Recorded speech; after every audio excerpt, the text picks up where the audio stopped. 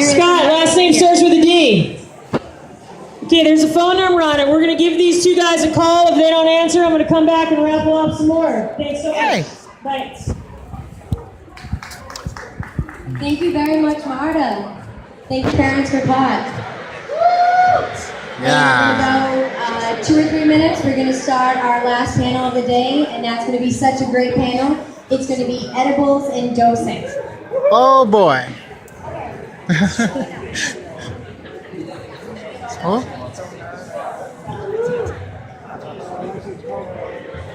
This is our last panel of the day. This is edibles and dosing.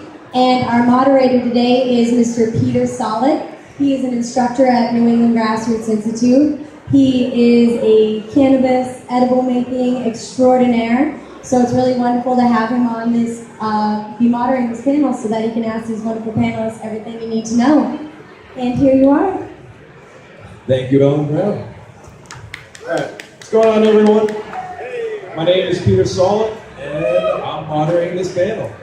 How is everyone today? Feeling good? Wonderful. Yeah. All right, it's 4:20 somewhere, right? Yeah. All right. So let's meet our panel guests today. We have Christine Reed. Yeah. Give us a little something about yourself, Christine. Sure, I'm the dispensary chef at Green Leaf Compassionate Care Center in Portsmouth, Rhode Island. I've been there for about 1.5 years, and I'm here to share everything that I learned in that time with you. Very nice, very nice.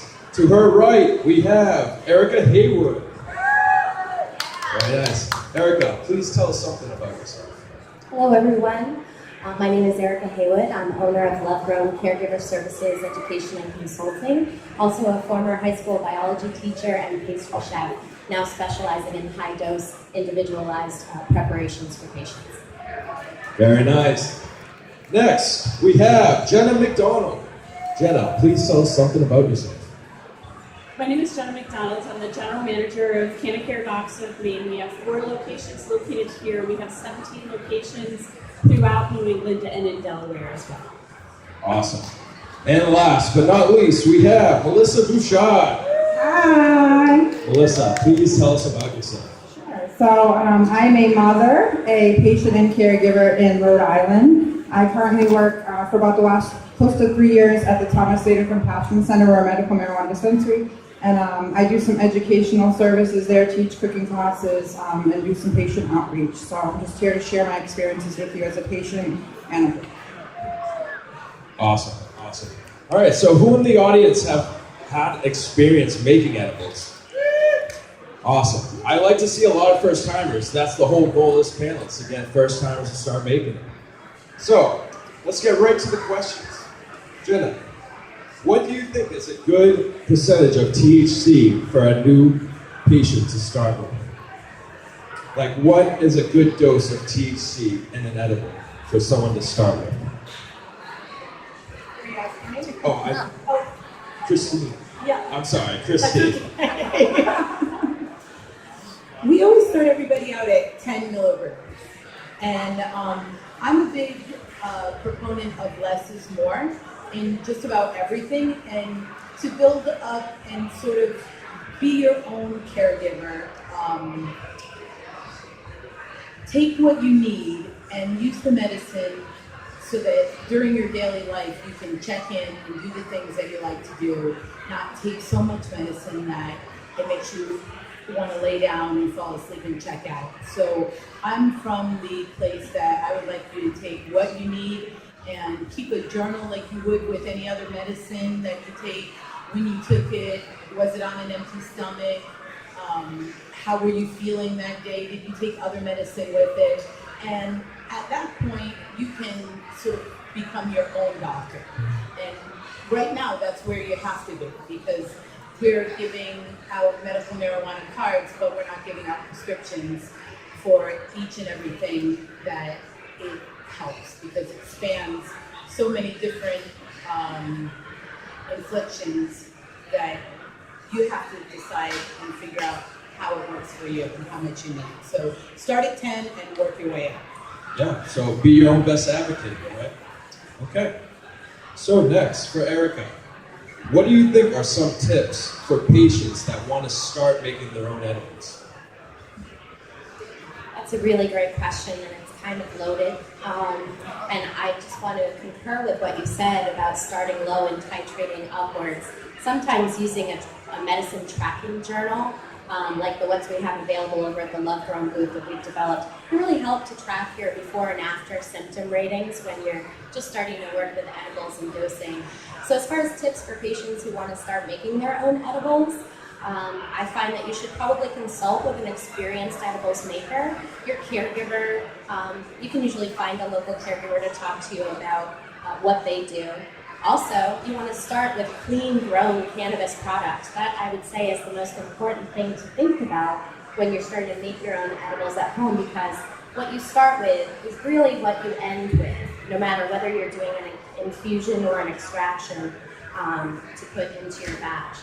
And finally, just determine that therapeutic dose of whatever you're working with by titrating upwards, maybe using a tracking mechanism like that, and then do the math to multiply that out for your entire batch, so you know that each serving really contains a therapeutic dose.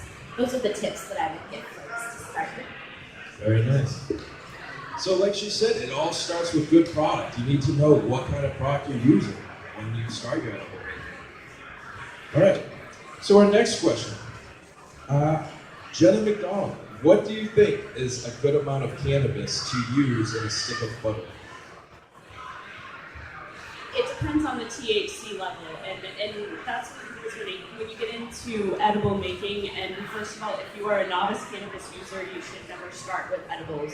It's the first thing that most people want to go to because it seems really innocuous. I mean, what is it with eating a brownie? It should be pretty simple.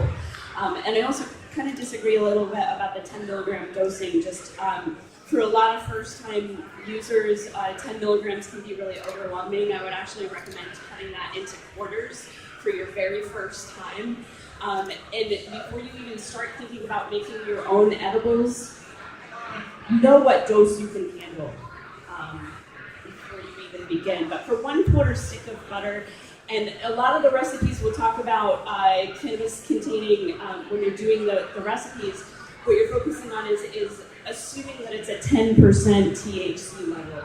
And in today's cannabis, I really think that needs to be updated. It's getting higher and higher. Yeah, absolutely. So if you're talking about a 20% THC level in the product that you're using to make an edible, don't use a 1/4 ounce. Cut that in half.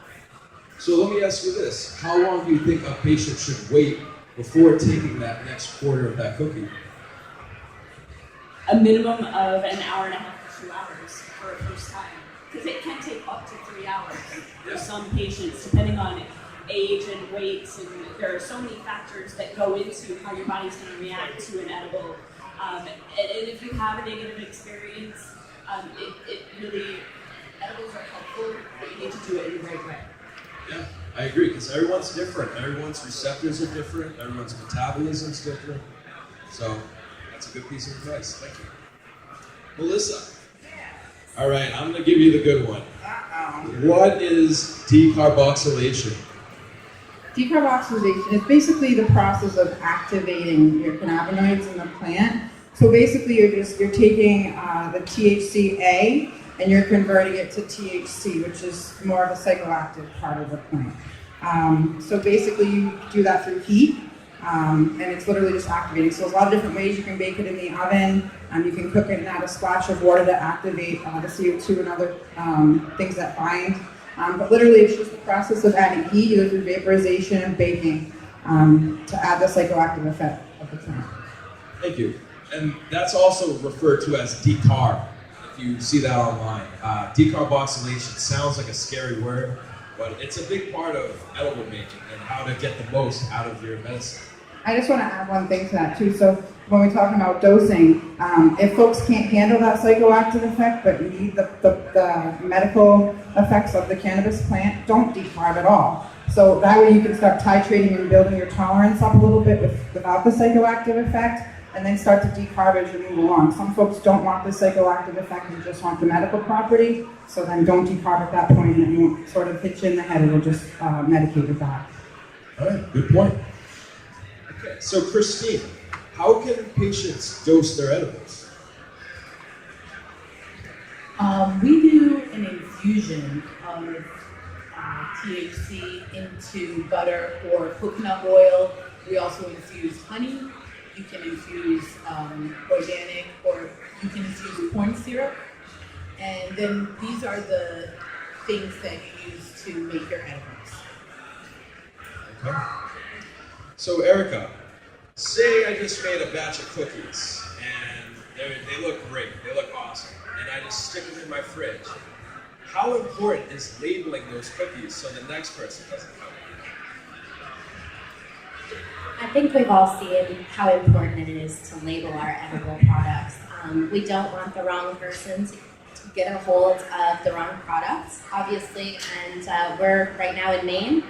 This is a medical state with decriminalization of small amounts, but this is not a recreational state, so high-dose edibles do not belong in the wrong hands. I would say it's extremely important to at least mark your package with the therapeutic dose. If you know milligrams of cannabinoids, that's wonderful. Most people don't, especially with homemade or caregiver-made products. But at least mark it not for children, RX only, and don't put it in the refrigerator. Actually put it in a separate spot where other people can't access it. Although we know that cannabis is an extremely safe herb, and there is no upper limit dose that is going to cause any sort of decrease in regular functioning of the human body, we still don't want to cause those kind of negative psychotropic effects for people who don't want those effects at all. So. I agree. It's a bit of a nasty surprise if you eat a cookie not knowing what it is. So Jenna, how is edibles going to affect patients differently versus if they smoke the cannabis or vaporized it?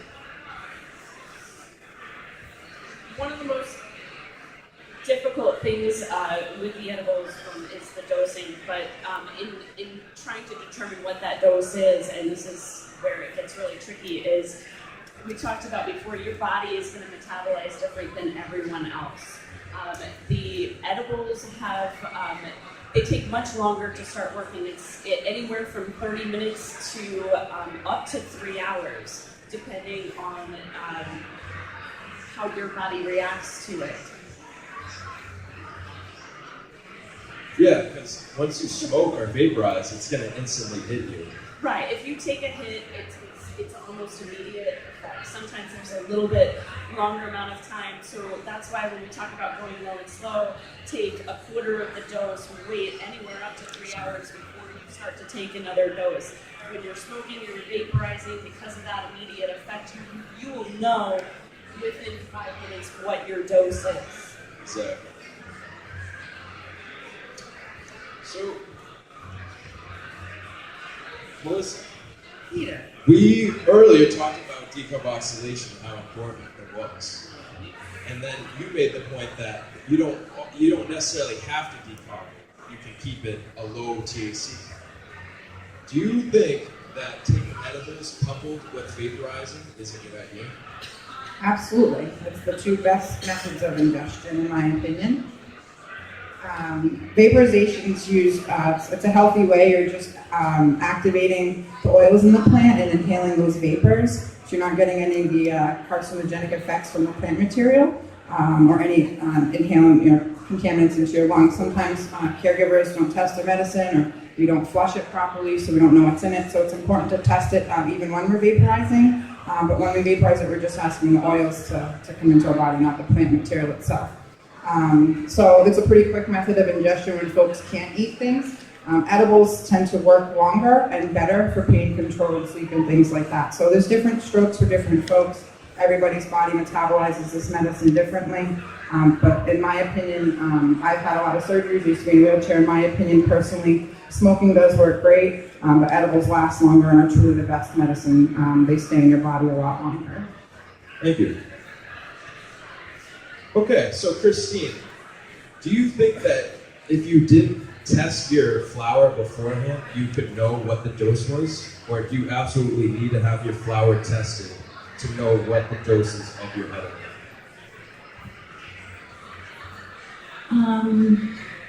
ideally, you would want your medicine tested to have accuracy.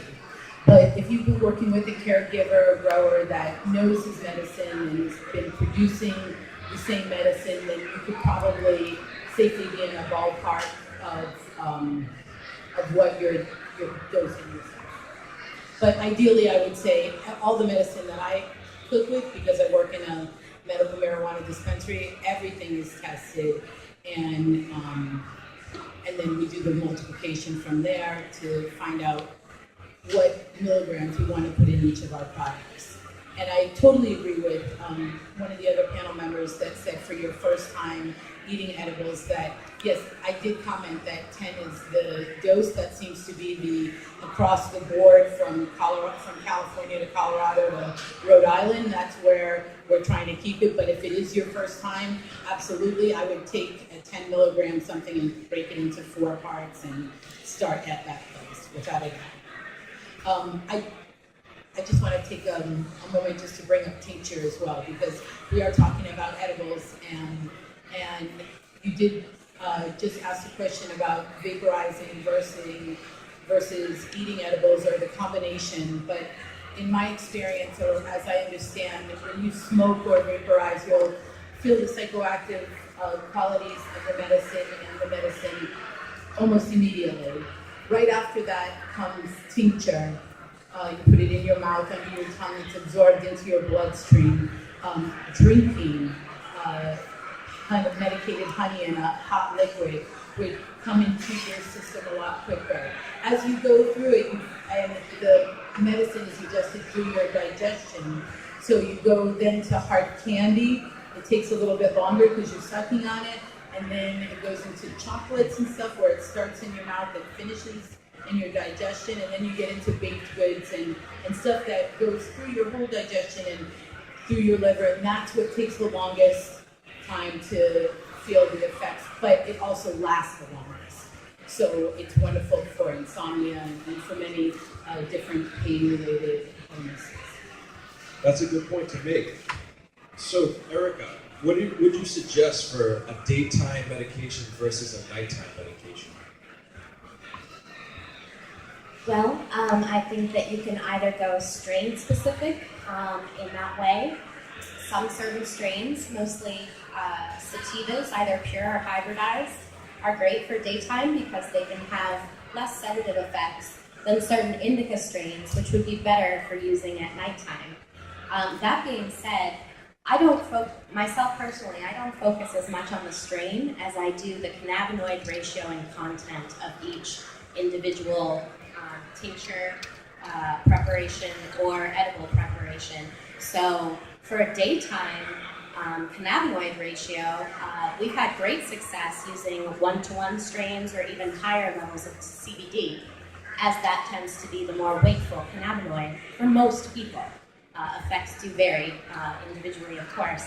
And at nighttime, you really want an edible product that contains higher levels of THC, and if you can get it, CBN, which is the degradation product of THC, and it's the most sedative cannabinoid out there and really can help people sleep. Thank you. So we've all heard of THC, right? THC is what we like. It's a euphoric high feeling we get. Now, Jenna, could you describe why it's important to not only have THC, but the other cannabinoids present in your edibles? Well, just as we had talked about whole plant therapies, it's not just THC, and really if you're making homemade products from marijuana, there's really no way to only have a THC edible, but the CBD, all of the cannabinoids work in conjunction with each other in different regulations to bring our body back to homeostasis. We can talk about down regulation, which is something like we have these cannabinoid receptors, and as they are open and functioning, and the cannabinoids bind with that, they begin to shut down, and our body stops to absorb those. Which is also why it's important to change strains all of the time. so that your body is being exposed to different levels of different cannabinoids because each strain has different amounts of these cannabinoids in them. That's an important piece. I thought you explained it very well. Thank you. Yeah, so she's trying to, she's explaining that it's the entourage effect that we're experiencing. We're not just getting THC, we're getting all the different cannabinoids, and it's giving us a medicine that's really working. So Melissa, what would you tell patients to use to extract these cannabinoids from our cannabis for our edible regulation? Lipids, basically. So cannabinoids bind to fat. So anything that has a high fat content is going to extract these oils off of the plant. So things like coconut oil, avocado oil have the higher bioavailabilities because they have a higher fat content. Butter, not margarine, but actual butter is better. And you can actually turn that into a ghee by clarifying it, and then you can cook with it as well as bake with it. So anything, when you think of cooking with cannabis, keep it simple. Any recipe that you have that calls for a base product that has a lipid or a fat, you can bind the cannabinoids to it, and you can turn that into a recipe that's infused with cannabis. Thank you. Does any of the panel members have anything they would like to add to this conversation? I'd like to just comment on the labeling and testing piece. It's so important that we add integrity to this industry and that we play it safe here. So I just want to encourage everybody, please have your medicine tested. If you're going to start making edibles, please, for the love of God, have it tested on the way in and on the way out. It's about creating quality control. So if you start, there's ratios, you can look them up online, you can reach out to me, I'll give you my card, I'll help you work them out. But you can come up with a pretty good quality control plan once you have it tested a few times. But please have your medicine tested before you cook with the product and then after you cook with it, so you can try and see if the process that you're using is working properly. Then if you're putting the same material, then you don't have to do it so much later. But testing and labeling is such an important component, and sometimes it's an afterthought. But it's really what we need to do to add integrity, safety, and quality control to this program. I also would say that if you go online, there are lots of resources for you to do homework yourself. So I brought a couple of cookbooks in that I found to be really useful. I don't know if you've been on YouTube, but use it. I'm a self-taught cannabis chef from the YouTube University, and then I reached out to Grassroots and learned a wealth of information from Mike and Melissa and all of their colleagues. You can find out information. We all talked briefly earlier about support and be supported. Share your information. I brought in a dosing chart that Ellen took a photo of, and they're going to post it to the Grassroots site, so you can figure out, how to safely dose your own medicine and then integrate it into the cooking that you like. And yeah, keep it simple. Keep it simple and go slow. You can always take more, but you can't take less, right? I have a quick tip to add. We were talking about daytime and nighttime edibles and the decarboxylation process. And if you decarboxylate very low and slow over a long period of time, that it gets to a certain point that the THC turns into, the THCA turns into THC, but there's also a process that happens that CBNs start to. CBNs is the cannabinoid that helps to produce sleepiness. So if you want nighttime edibles, decarboxylate for a longer period of time, and they would make you sleepier. Crock pot method's great for that. Yeah, crock pot's great. So with that, when you're doing it for a longer duration, what are you going to do with the temperature? It's like 240 degrees or 110 degrees Celsius. The formula is like 110 minutes at 110 degrees Celsius. So the longer that you decarb, the lower the temperature you're going to use. Is that correct? Yes, that's correct. I would also just like to mention that we've talked about the temperature of decarboxylation for tetrahydrocannabinol, delta-9, THC. However, the decarboxylation temperature for cannabidiol, or CBD, is different and higher. And so you need to know that if you bring your product up to 260 degrees and then keep it at that temperature for a half hour, you will decarboxylate your CBDA into CBD. And much in the same way that Becky here, Jenna, was talking about the degradation process of THC into CBN, it also happens with CBD as well. So the longer you can decarb your CBD cannabis, the more sedative the effects from that product will be as well. So you can manipulate your medicine to what you want. That's exactly right. Okay. And one more comment about temperature. When you're actually cooking or making your candies or your edibles, you want to cook it at a lower temperature for a longer amount of time. So in the same way that you're manipulating the medicine, if you're looking for a general THC dosed medicinal edible, you want to keep it under 300 degrees. So Melissa, would you say that decarboxylation is similar to the curing process? In a sense. I mean, in the curing process, if you let it sit around long enough, you will start to get some CBD, the ends in there. It's kind of, again, it's time. It's a time and temperature thing. So it's an environment thing. So absolutely, this is science. But it's not rocket science.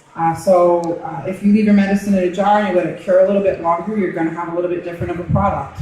Same thing, it's an aging process, so this is true with wines or meats or cheese or any other thing, right? So you're going to have that same thing whether you're cooking or curing. Okay. Now, Jenna, how important is measuring your actual edibles so that you know you're getting the same dosage from each edible? So what I do is whenever I make edibles, I always measure them. I always weigh them out so I know exactly how much each one weighs.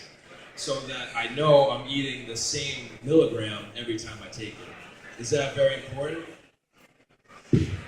Yeah, it's not an exact science. There's going to be some variation within 5 milligrams or so. And one thing is when you're going through the recipe, you want to include the weight of the product as well in dividing that out and trying to figure out what your dose is. So getting edibles from a dispensary is probably a much more accurate reading on the milligram of THC. Getting edibles from a dispensary or from a caregiver who takes the time to test their product, and there are many caregivers that test their product not just in making the butter, but in making the final product as well. And yes, it is much safer to go to somebody who has done this and is an expert in it than it is trying to do it at home. Thank you. Now, do we have any questions from the audience?